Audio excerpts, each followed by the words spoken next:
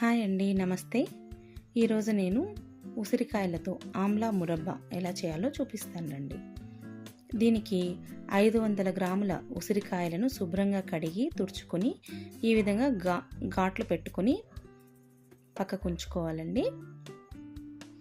ఇడ్లీ పాత్రలో ఈ విధంగా కాయలను పెట్టుకొని స్టీమ్ ద్వారా ఉడికించుకోవాలండి. 10 నిమిషాలు ఉడికితే పర్ఫెక్ట్గా ఉడికిపోతుంది. చూడండి ఎంత బాగా ఉడికిందో. ఇలా పగుళ్ళతో వచ్చిందంటే కాయ మనకు మెత్తగా ఉడికినట్టు. మరీ మెత్తగా ఉడకకూడదు, 10 నిమిషాలు ఉడికితే కరెక్ట్గా సరిపోతుంది. తర్వాత 4 ఏలక్కాయలు, 3 స్పూన్ల చక్కెర వేసి మిక్సీ పట్టుకోవాలండి. తర్వాత కడాయిలో 500 గ్రాముల బెల్లం వేసుకుని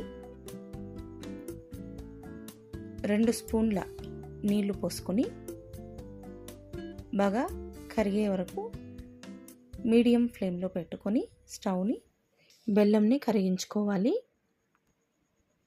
ఇందులో మిక్సీ పట్టుకున్న యాలకుల మిశ్రమాన్ని వేసుకొని 1/2 స్పూను ఉప్పును వేసుకొని బాగా కలపెట్టుకోవాలండి. బెల్లం పూర్తిగా కరిగిపోయాక స్టీమ్లో ఉడికించుకున్న ఉసిరికాయలను వేసుకోవాలి. మీడియం ఫ్లేమ్లో 10 నుంచి 15 నిమిషాలు ఇలా కలియబెడుతూ తిప్పుకుంటే సరిపోతుందండి. ఇందులో ఒక నిమ్మకాయను గింజలు లేకుండా పిండుకోవాలి. పిండుకొని సిమ్లో 10 నుంచి 15 నిమిషాలు ఉడికించుకోవాలండి. హై ఫ్లేమ్లో మాత్రం అస్సలు ఈ మురబ్బాను చేయలేము.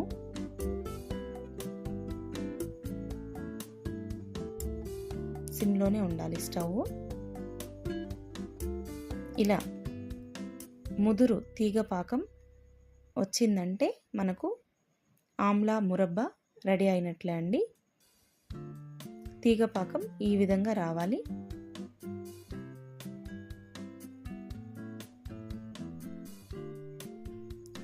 స్టవ్ ఆపేసి వేడి తగ్గే వరకు మనం వేరే బౌల్లోకి ట్రాన్స్ఫర్ చేసుకోవచ్చు, లేదా అలాగే ఉంచేయచ్చు. చల్లారాక ఇలా ప్లాస్టిక్ బాటిల్లో కానీ, గ్లాస్ జార్లో కానీ, సిరామిక్ బౌల్లో కానీ స్టోర్ చేసుకోవచ్చండి. స్టీల్లో ఉంచితే ఉసిరికాయ వగరు కాబట్టి చిలుం పట్టే అవకాశం ఉంది. చాలామంది ఈ పాకాన్ని చక్కెరతో కూడా చేసుకుంటారండి.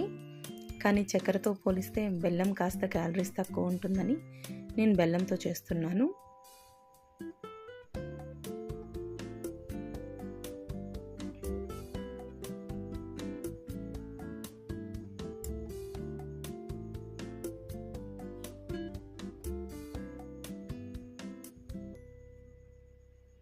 చూసారా పీస్ ఎంత చక్కగా ఉడికిందో.